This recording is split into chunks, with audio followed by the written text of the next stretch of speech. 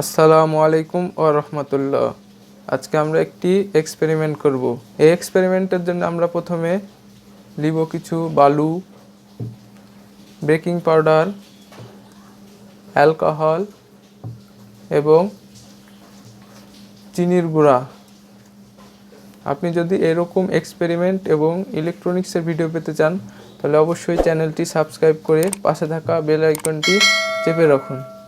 চলুন তাহলে এই 4টা জিনিস দিয়ে আমরা এক্সপেরিমেন্টটি ভিডিওতে দেখে আসি।